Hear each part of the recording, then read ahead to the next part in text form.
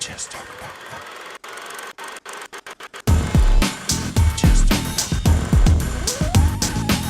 First and foremost, welcome to Toronto ComiCon 2019. Have you guys been enjoying it so far? Yeah, sounds good. So obviously you're here because you're interested in body paint, and Jim and I have been working together since 2013? At least, yeah. At least 2013, doing a variety of characters, from things that are like a full suit to gory horror stuff to a Terminator eye patch and sort of everything in between. So we've done a lot of different work, and here you'll have an opportunity after we go through our PowerPoint. We'll open it up to the floor for questions and answers. But first we're just going to go through this, and Jim will sort of talk about techniques and products and things that he uses from the artist side, and then I'll speak to things that you may want to consider from the modeling side that you may not if you've never done body paint before. So we'll start with you, Jim. All right. So I've got this first slide up just because it's the products that I use the most. And I don't mean in terms of brand, but just the types of material that I use. So that big one on the left is water-based makeup, and that's what I've done on Rogue today. Not recommended for wearing at a con. I did that just because I knew it was going to only be at her table, and then we were coming over here. If you were going to do something that you want it to last for a whole day at a con, you'd want either that hybrid makeup that's in the top right, and it doesn't matter the brand. I've just got that up there as an example, or the ink, the sprayable ink. Both of those are much more difficult to remove. The ink being the most difficult to remove. So it's really your comfort level with taking it off afterwards. Which I'll elaborate on when we get to my part. Yeah, I don't think that you've got this photo anywhere today, but a number of years ago I did Rogue as the Thing, and she was done in an ink, and that was...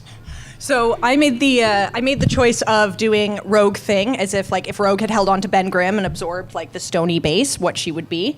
And then I was doing Belle from Beauty and the Beast the next day. So I had rocks all over my face, and while like most of the yellow base I could get off fairly easily, there were actually still some faint lines in my face when I was trying to do my Belle makeup afterwards, so I had to end up using really heavy concealer. So also something to consider if you're wearing it live, what your next day costume is. Yeah, and most people are fine with that. It's more just letting whoever you're painting know what to expect afterwards. If they're expecting it to come off easy, but they get home and it takes them an hour to get it off, or they don't know how to take it off, then that's a problem, right? So it's about fair communication. The hybrid makeup, you thin with an alcohol, but you can wash it off with soap and water. So it's a nice in-between. So it does last a little bit longer. It will wear like Rogues has started to wear here on all her strapping, and then underneath the arms as well. The ink will not wear. It doesn't come off until you wash it off. And if you stopped by the table today, you would have seen me use that bottom right tool. It's just a flexible piece of plastic, and that's how I did all the edging on Rogue. So it gives you a really nice, crisp, straight line, helps you clean up all that base body paint that we do. So on Rogue today, we would have started by just painting flat blue, flat red, and then flat gold, and then came back in with airbrushing over top of that to give it all that detail. I toyed with the idea today of actually cutting a stencil, and I would sort of throw that in here as well, to do the star with. Just because it was in a tough spot. I knew that she was going to be wearing the bra today, so just trying to fit it in there. And then I thought, I ended up not doing that because of how much bending I would have to do to get it in there. So we just freehanded it today. But that's something that I've done in the past, where you cut a one-time stencil, it can be paper, and then you use that to airbrush or to block. So you can use it both ways. You can use it as a negative. So let's say I cut the star out, I could paint the red really quickly by placing that down and then brushing the red around, and then using the cutout to get the gold on the inside, and those two pieces work really nicely together. I forgot about the brushes, yeah. I used to do a lot more with just airbrushing. So I've got that big airbrush on the bottom there with the big container on it. But since early in my body painting, I've gone more to brushing the larger areas and then just doing the detail with the airbrushing. But if you wanted to do just straight airbrushing, which is totally possible, I know a number of artists that do that, you really need something like that bigger gun that can hold all that ink for you. But just be prepared to pay about $600 just for that gun. And this is just a process images. So this is, if you had stopped by the table today, you might have seen something like this, where you're just putting on those flat colors so you can see the blue, the gold, and the red going on there. And really nice that it's very similar to actually what we did today. And then because that was a darker themed one, I did a lot of brushwork around those flat colors before I started doing any airbrushing. Yeah, is it possible to zoom in on the face there? That face, I don't know if you can see on the mouth, but it's all hand painted, and the shadowing that I did there, actually I did with a Q-tip, because the area was so fine to try to get that drop shadow in with what was supposed to be in front of her mouth that I wouldn't have been able to do it freehand. So I just took a little bit of really reduced makeup with a Q-tip and just rubbed that in there, and it really gave a nice shadow in there. And I'm doing a similar thing in the belly paint, where that's the woman in the top right, where I'm just taking some color away, again with a Q-tip, just because it's so soft. It's just one of the techniques that comes in handy. And there's some of our work, I guess. Yeah, so Rogue, that's Rogue and I very first body paint. First time we ever met. Yeah. And then some of my older ones. So we've got a Cortana in there, and we've got Darth Maul. That was on somebody's back. Yeah, just a back body paint. And so I'm gonna sort of take over for at this point and gonna talk about why be painted. Now, I'm pretty sure, especially for the females, but not just for females in the room, men might also get this too. Typically, whenever you're doing an art form or a cosplay that requires you to have less clothing, you get a lot of people coming out of the woodwork saying that the only reason that you wanted to do this is so that everyone would stare at your body. I do this because I want to be pretty, right? Am I pretty now? Not every body paint is based in, come back. Why? Where? Come back! I didn't do it. Can you grab the tech guy? I think it just ran out of battery. Then we need a tech guy with the power in the thing. Anyway, you saw the zombie picture up there. Point being, obviously not every cosplay is based in a hypersexual character. Not every cosplay or body paint that you want to do is coming from that area. It depends what you're looking for. Are you looking to do something horrific? Are you looking to make clothing out of paint? Ultimately, what is your goal with the paint? Are you simply trying to do something like Starfire, where you just want to have orange skin because that's what the character in the book has? Or do you want to go the whole 9 yards and do the skin as well as the suit in paint? So there's a lot of different options. Can I just jump in there on one thing? Of course. There's also a number of characters that just really don't suit clothing. That it's much easier to do in a paint rather than trying to create that costume. And Starfire is actually a really good example because she actually wears very little in a lot of her different variations. Well, seeing as we're waiting on tech to come back to fix that PowerPoint, I might sort of jump ahead in my slides because I'll pull it from memory. So one of the biggest questions I typically get asked as a model for paint, are you wearing any clothing? It really depends on the paint. So in a perfect world, Jim and I wouldn't actually use the sort of bra and panty set that I'm wearing right now. We would use stickies. So, 2 stickies, they're little flower shapes to cover the nipple. Fun fact, some people try and cut off the little flower nubs because they want it to look a little better. But if you do that, the stickies won't stick because they don't have enough traction in the circles to actually stay down. So don't do that. Pro tip. We would also use a sticky on the lower half. So you can buy these products online where it's basically a sticky that goes just on the front under the belly button. It'll go around, and then there's a little sticky that'll go just between your buttocks and the back there. And so that'll prevent any of these sort of lines that happen here. Hey, tech people are on their way. Hopefully PowerPoint will come back. So yes, if you're doing a show or a shoot or whatever your paint is, the more lines like you have with this bra strap, the more chances you have of messing it up by literally just breathing talking, moving at all. So the less you can wear in that regard, the better. However, if you want to be at a convention, and especially depending on the convention, like Toronto ComiCon is a family-friendly event, then you can also build it into your costume. So again, whether it's something like Starfire where you're wearing the costume and then you have some paint under it, or doing something like I've done here, or maybe picking a character like Hellboy, for example, where you might wear a leather coat, but then the rest of it you keep pretty much based in paint. There are a lot of options when it comes down to how much clothing you're wearing or not wearing, and ultimately, that is up to you as the model. Yes, fabric is hard to paint. Yes, if you are wearing fabric, it is going to detract from the illusion a lot. It's an unfortunate truth of the body paint, but at the same time, don't ever feel like you have to be nude. And if you ever walk into a body painting session and they tell you you are required to be naked, please run, please report.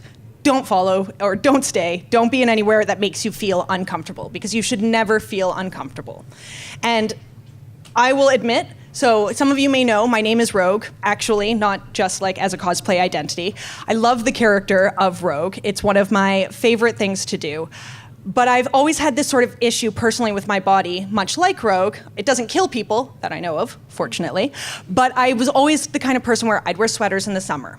I would cover myself in turtlenecks from the neck down. I would wear gloves all the time because of the hair on my knuckles. Like, I had so much about my body that I absolutely hated and just didn't want to deal with most of the time. So I would hide it in costumes. I would hide it in all these different ways.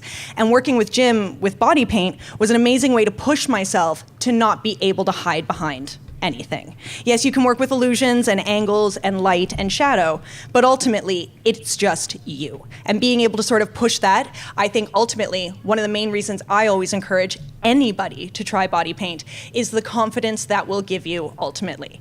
It's hard. It's a struggle, and it makes me very nervous. I won't lie. Last night, I literally sat there debating whether or not I ordered dinner, because I was like, I don't know, man. I got a body paint tomorrow at Toronto ComiCon. Everyone's going to be staring at me. Like, is it worth this pizza? It is worth the pizza. It's always worth the pizza.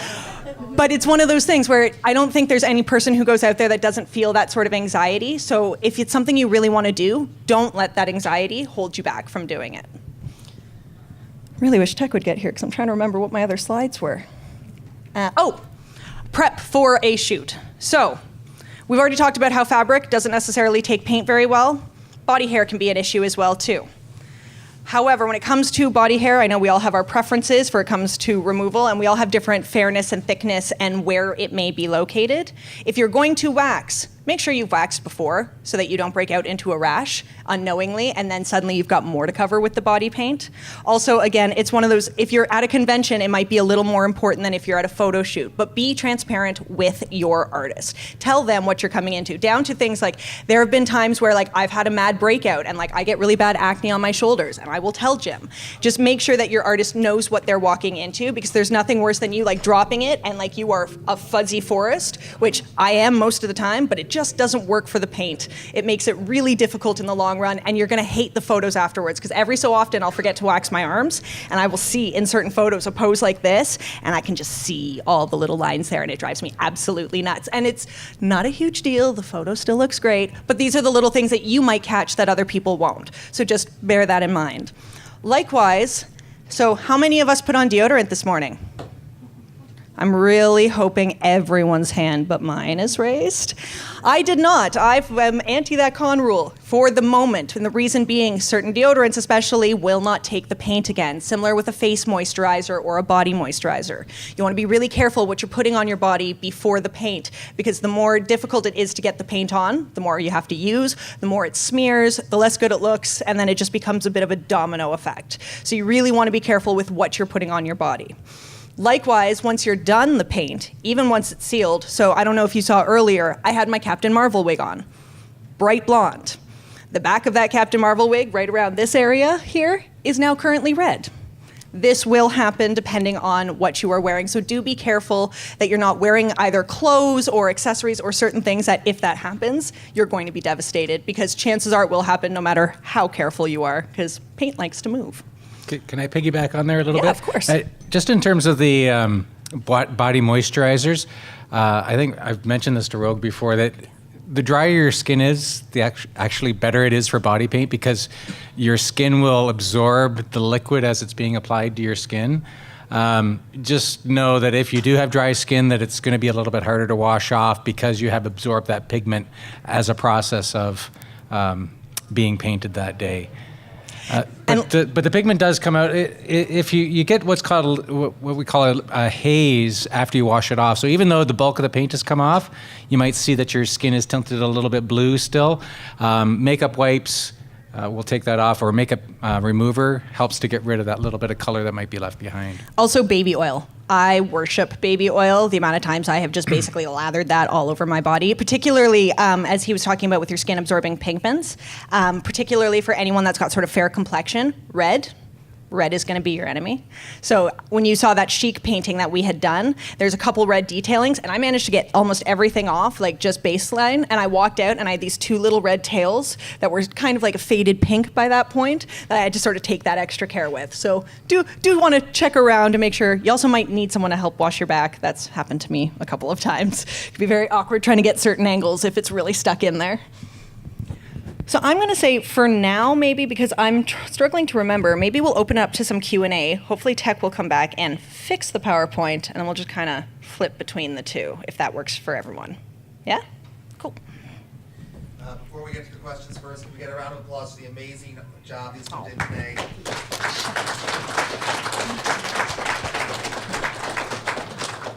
Now, my first question is, when working, how often do you guys work with prosthetics and other additional things? It really depends on what somebody's willing to pay for. Prosthetics take a lot of work to make.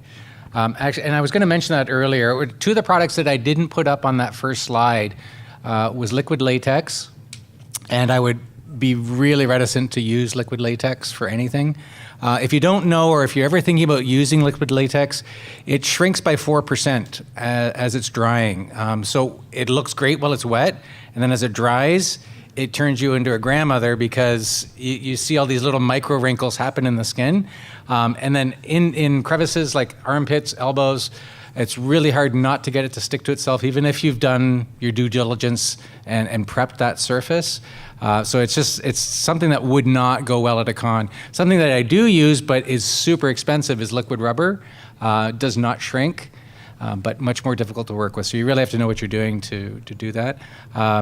I've got lots of examples on my website and my Facebook page with prosthetics that I've made, but it depends on what the person is willing to do or to pay for. And I'll just tell you too, a gallon of liquid rubber, which is what I would use for prosthetics, is about $200. And you need the liquid rubber to do the casting as well as making the product. So you're using it on both ends of the process. Yeah, likewise, sort of tethering on that. So a twofold answer to you. One, I personally love little props and things because, again, I liked to hide behind clothing, and now I have no clothing. So if I don't even have something to put, like, can't touch my body because I'm going to mess up the paint. What do I do with my hands? I'm awkward. So it's really nice to be holding something. If it's a dragon egg for Daenerys or whatever the case may be, a cane for the Riddler, what have you. So it's really good to sort of incorporate those in where you can. Also, likewise, remembering that you have this whole headpiece. So if your hair doesn't necessarily go with it, either a hat or a wig or something that sort of ties that in. But two, and sort of tethering back to your point on the expense of it, I think people really forget how much it can cost to do things like this. Like with cosplay, how people who aren't cosplayers are like, oh, can you make me this costume for $50? And you like die inside, and you're like, not a chance in hell.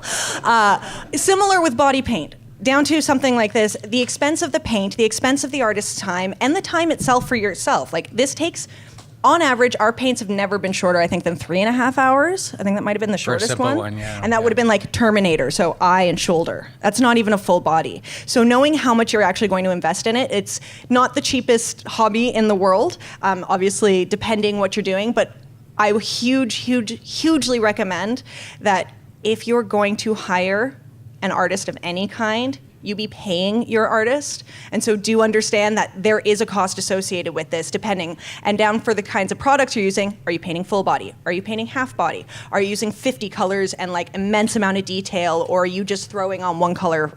Like, keep in mind, all of these will tether to the expense of it.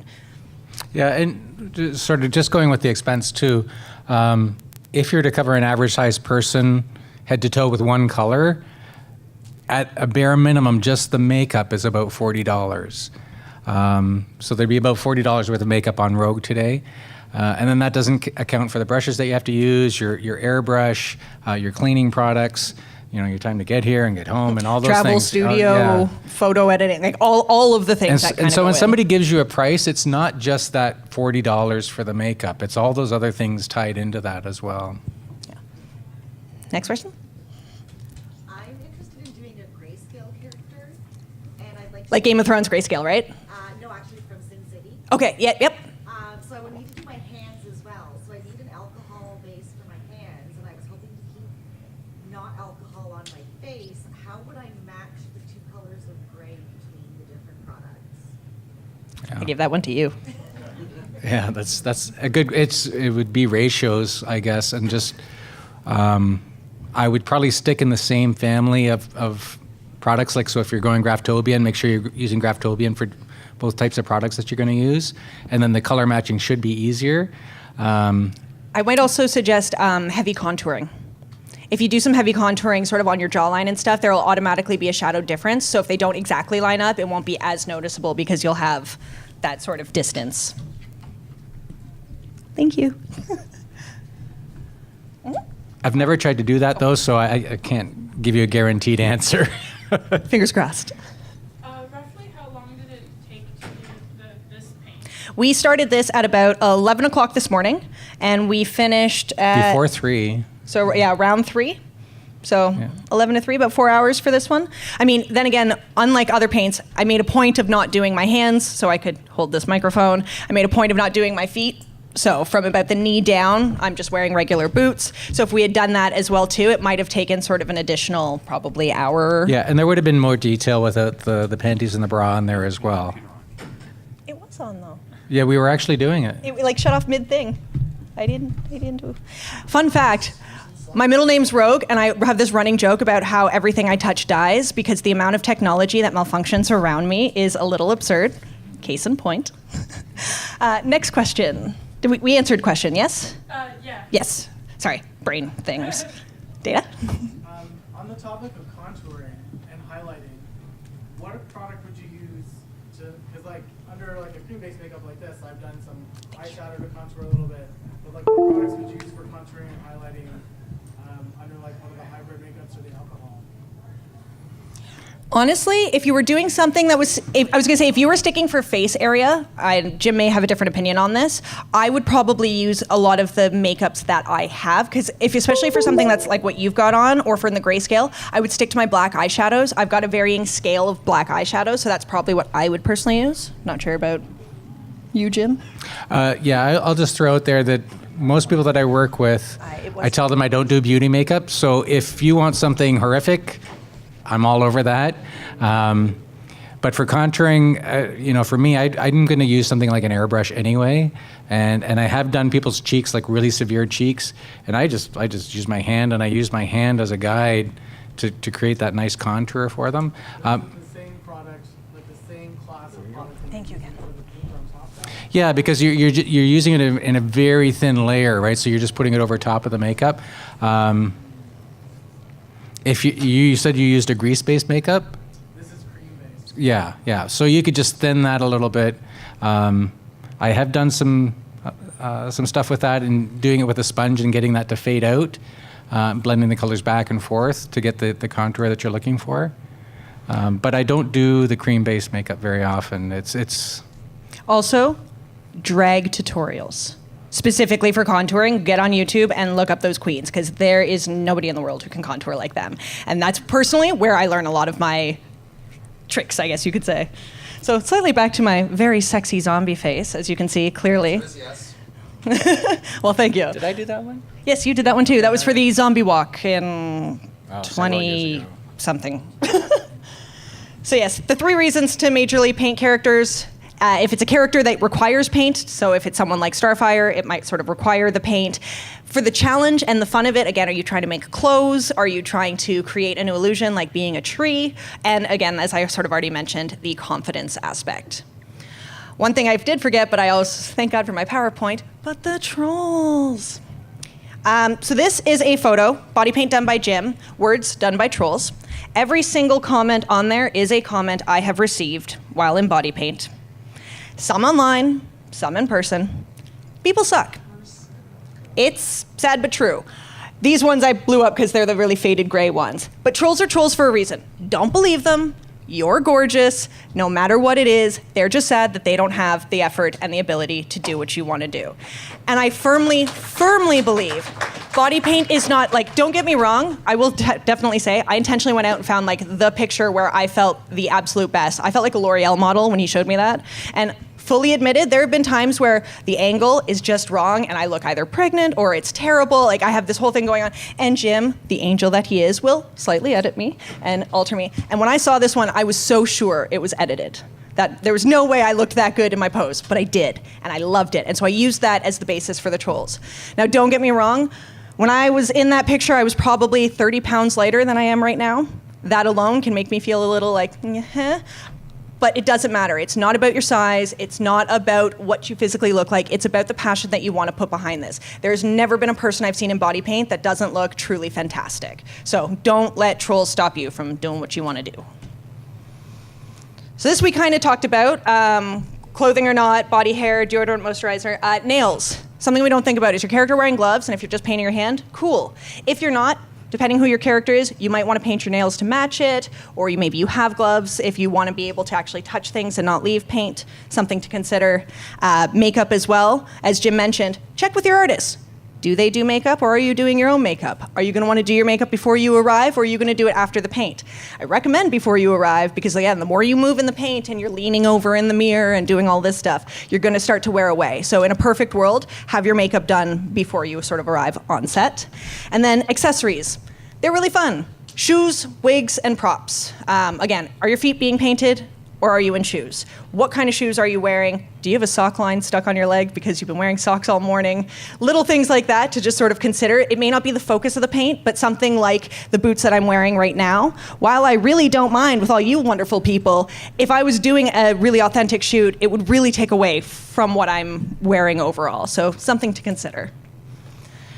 Again, it is there. There's the thing. And then I tried to do Belle after that and had some big black lines on my face. It was great. But yes, whether or not you are able to be nude, is it a public or private space? Who's in the space? Are you comfortable? I firmly believe no matter where you are, public or private, if you're in an artist studio, you're at home, even if you're at home, or if you're out at an event, have a handler with you. Have someone who can get you a drink, help you with social media. Have someone who can fend other people off while you're trying to focus on something. Have someone else there to talk to, maybe. Unless you're like me and you talk with your hands and you move every time you open your mouth, and then you'll really irritate your artist. Don't do that. Yeah, she did that today. A few times. But you still love me. I do, yeah. So when it comes to getting painted, on average, 2 to 6 hours, minimum. Again, ask your artist for a better idea. They'll give you a closer estimate of what the time would be. Huge, huge rule that a lot of people don't think about. How many of you have seen those wedding videos where there's people standing at the front and someone just collapses and falls over? Like the Fail Army videos? Yes, I'm seeing some nods. This happens in body paint as well, because people are standing for a long period of time, like at the front of a wedding. They lock their knees. So their legs are so straight, they're in this position, and then at a certain point, your body's like, nah, man, I'm done. And you literally give out. And it has happened. I think you've actually had that happen. I've had several models faint on me, yeah. Never me. Never I've you, never yeah. I've never been a fainter. But part of the key for that, don't lock your knees. Be ready. And also, if you need a second, there have been times where he's coming at me with the brush and I'm like, hang on. And I just need a second to shift myself or whatever it is. Just be very communicative with your artist. They're not there to try and make you into stone. We are like living, breathing things, and your body painter should understand that.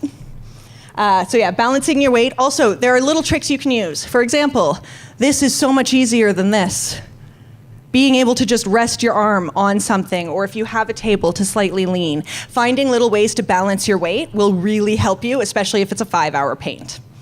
And sometimes your artist needs to steady as well. Like today, I was telling Rogue, I need to grab your hand because I need to be able to rest my hand on something, and we're moving together. So I've got her arm, so that if it moves, it's because I've moved it, not because she's. People tend to drift when you're holding something or when you're holding your arm you don't out, notice. and you don't notice it. So I'm here trying to follow, right? So. And mine runs away. So yeah, be careful with extraneous movements and bending. I am a sign language interpreter. I speak with my hands, so I know for a fact that I am brutal with that. And sometimes what I will do is literally hold this pose with my hands on my head to force myself to just stop moving. Because I'm like, ooh, what's happening over here? Ooh, what's over here? I'm excited. I want to see all the things. Yeah, don't make your artist's job even harder. So this kind of ties back to a lot of different points, from moving to shaving to making sure that you are doing your part. It isn't just showing up and dropping your clothes. There is an expectation on the model side. There are things that you need to do to make sure that you are ready, because if you're going to both put in this team effort, be a team player. And yeah, lastly, if you need a break, ask, but remember, don't sit down. At a certain point, you really, really cannot afford to sit, because the second you do, it's going to start smearing things. And while it's okay now after the sealer, at any point during the process or during the layers, if you've gotten like 3 steps in and you smudge it, you really want to have to go all the way back to step 1. Can you go back to step 1? Do you even have a space? Do you have the time? Like, there's so much about it. So just, it's unfortunate, but be ready to be on your feet. And that was the other live body paint that Jim and I did at Atomic Lollipop. 2015, I remember that, yeah. I think it was. They turned the lights out on us. That was really fun. We were literally mid-body paint. They turned out all the lights in the room. And Caitlin over here was an angel with her phone and literally turned her flashlight on her phone and was following my body so that Jim could finish up the paint. Good times. So when it comes to modeling the paint, remember, show the paint. I think a lot of us, if you're a model, maybe I'm misjudging, we kind of get focused on our face a lot, or like the angle of our body, because what we're used to for positioning for angles to look good, but we're not considering necessarily where the paint is. So crossing my arms might be one of my token poses. But for Captain Marvel, when one of the best pieces of my paint is on my chest, that's gonna be a really poor decision. Likewise, I don't typically show my back. But if I'm painted like that chic, and I don't show my back, what are you doing? You know, remember where the paint is. Remember, like, maybe there's this cool piece on the side, and so when you're trying to model it specifically for photos, make sure you're showing off those really cool details, especially when the artist puts that much time into them. Yeah, I'd also say that if the character that you're doing is like an action character, and they do some cool things with their hands, or they have an ability, try to find some way to capture that in your photos as well. I've had models jumping off of boxes because they're Wonder Woman, or they're flying, so Or they're Tigra. Yeah, I had you jumping off a box for that one. So the box that she was on today, we jumped off that, and then we just take that out in post. And yeah, and don't be afraid to move 360. I think, again, we're so used to being face front to the camera and cheating to the camera because we want to make sure it's all about this, but it really does depend what's on your body, what you want to show. Don't be afraid to try movement, but do remember that the ratio for movement, chances are you're going to have to jump like 25 times to get one solid shot.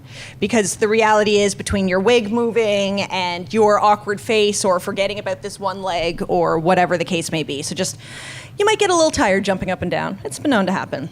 And don't forget about your posture, because this and this literally makes about 40 pounds difference in a camera. So don't forget, shoulders back, always.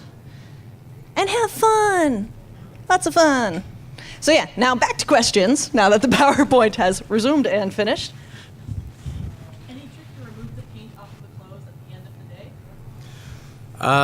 the day? If it's water-based, it's just going to wash out with soap and water anyways. I have had a few models complain that if they were wearing white undies home, that the pigment just doesn't come out.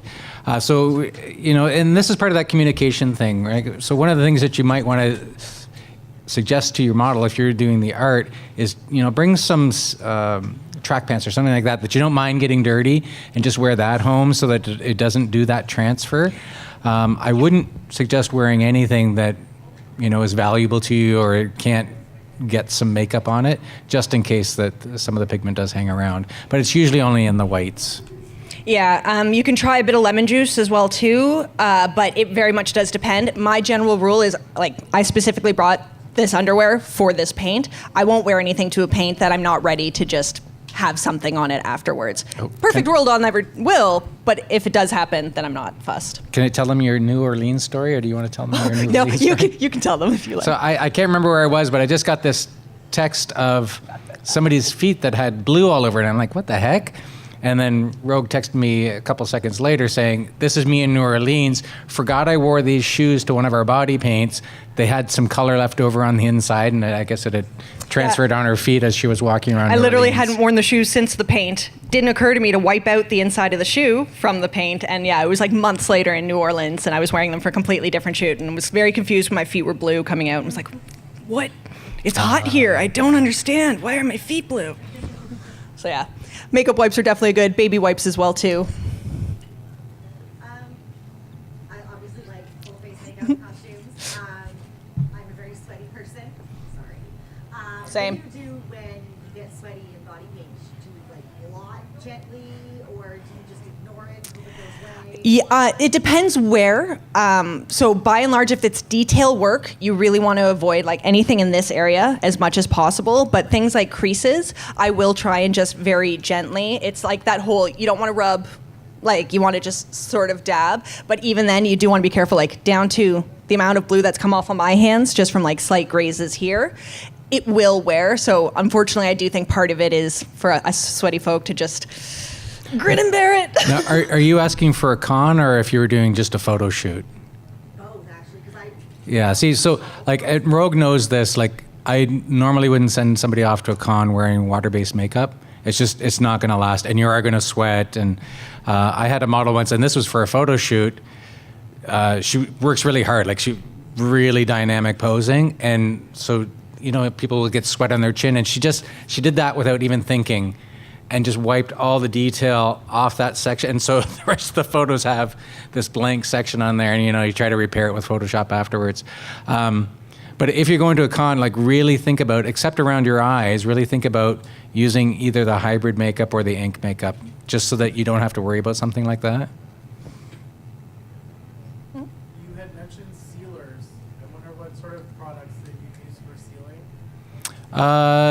There's one that's called Angel Tears that costs, I think it was $300 for a small amount. So I don't use that. I'm using them. No. I went in once to get this stuff because I had a small sample given to me by a company once, and I'm like, oh, it's really good stuff, right? And then when I went to buy it, it was like $300, and it's like, no, I can't justify that, and I can't pass that expense on to whoever might get body painted. So I use I think it's Mayron. It's a blue sealer, smells like mouthwash. It's really nice and minty. And then also a powder sealer sometimes, even just baby powder. Yeah. Like straight baby powder can be good, or like a lot of the base powders that you'll use to sort of seal general makeup if it's light enough and depending what you're doing. I'll say the one thing that a mistake that's going to get made a lot if you're just starting out body painting is you're going to think the body paint's dry, and it's not. So one of the things that the powder does is it draws out that last little bit of moisture for you. And then the sealer over top of that, and then powder again, just because the sealer likes to stick to itself, because it does have a little bit of... Yeah, I think anytime you think it's dry, give yourself an extra couple minutes, because I've also been notorious for like, oh, sweet, it's dry. I move my arms down, and I can just feel it. I'm like, oh, Jim going to be mad. He's going to have to fix that. You got one over there. Nightwing, did you have a question? He was about sealers. Fair enough. Psychic. I just blanked on my question. Can you return to me? Yes, I can. Any other questions out there? I do a lot of live action role playing games where you're out being in Mhm. work for 3 days in a row. Would you have any tips for long lasting that you can put on your face if it's just one plain color? Yeah, the hybrid would be fine, just not around the eyes. Mostly because of the aggressiveness that you'd have to use to wash it off, even if you're just doing it with soap and water. But if you could get about this close to your eyes, you should be able to wear a water-based around your eyes without too much worry. And like people don't sweat around their eyes generally, and as long as you're not going to cry, you should be safe. The hybrid, like everything's an expense, right? So it's it's what you're willing to do. The hybrids have to be, well, I shouldn't say have to. The hybrids are much better if they're airbrushed. If you try to apply it with a sponge, which you can do, you'll see the sponge marks within the makeup. Airbrushing it allows you to put it on in layers and sort of build it up a little bit as well. It's sometimes coming right at, and I think we did this with your, what was the all pink one? I can't remember. Oh, Star Sapphire. Star Sapphire. There was some sort of clog or something in my airbrush, so I had to use a sponge on her. It was much more saturated, and the color was actually too strong where I put it on with a sponge versus where it had been airbrushed. But you know, buying an airbrush too is not. You also do want to be careful. I would hazard you for like something that's a long running weekend. The longer you leave paint on, the more likely you are to break out. The more likely you are to sort of run into issues with that as well too. So it's one of those, like, obviously with events, I mean, I've done it, and you can definitely wear it into the ground. I've done that too, where I've worn paints home. In fact, the Hell Girl body paint we did, I literally went out to a restaurant to order food just to like scare the wait staff because I was still demony. But by the time like you get home, it's one of those, like, I can start to sort of feel like my skin ache almost underneath it. So I don't know that I would necessarily encourage anything that you want to throw on Friday and still have on your face by Sunday. So it would really be up to you. The alcohol base would definitely like stick better and be longer lasting, but I still might err on the side for an event like that on water based, just so that you have, like, I don't know what the amenities are like or where you're at, but if you have the ability to be able to take it off, because you don't want to necessarily be stuck with that. And then on the off chance you have an allergic reaction or it's running in or something happens, better safe than sorry. We got a couple minutes left, so a couple last questions. Any tips on blacklight body painting? What kind of Like question? glow in the dark type stuff? No, I know what you mean, but what do you mean in terms of tips? Just how to apply it better and Yeah, it's super streaky, right? Is that what you're having trouble with? Yeah. When I'm applying it, what I do is not in total darkness, but I'll just have a black light on so I can see where it's going. If you can get a white base in there first, the colors tend to be a little bit more intense afterwards. But then you have to put an airbrush over top of the white. And are you shooting photos of this? Yeah. I don't know if you know this or not, but your models shouldn't have their eyes open. Is it creepy? No, it's just because the ultraviolet is not good for your retinas. Yeah. Oh, I just put my hands on my waist. I was doing so well. I think they remembered their question over here. Have you ever worked with grease paint, and would you ever recommend working with that? I did a Harley Quinn once with a cream grease. Yeah, it's fine. You have to be a little bit more patient, waiting for it to set. The powders, make sure you're using a powder afterwards so that you help draw out that moisture. And They are giving us the signal that we do have to wrap up soon, but I'm curious, would I be able to get a solid photo, a selfie with all of y'all in the background? Would you be okay with that? Thank you. You too, Jim. You have to stand for this. where do I go? You're going to stand here. We're going to be here. I'm going to be And here. they're going to be back there. You get to see my back. Yeah. I'm going to block. We got this. Thank y'all. So yes, if you have any final questions, we'll be at the table. Jim might be running out, but I'll be at the table till 7 o'clock today, table 3 in the cosplay guest section. You can see my big banner. Feel free to come and ask questions there. Thank you so much, everyone, for coming. It was wonderful to see all of you. I'm so thrilled with this turnout. Y'all are amazing. Thank you.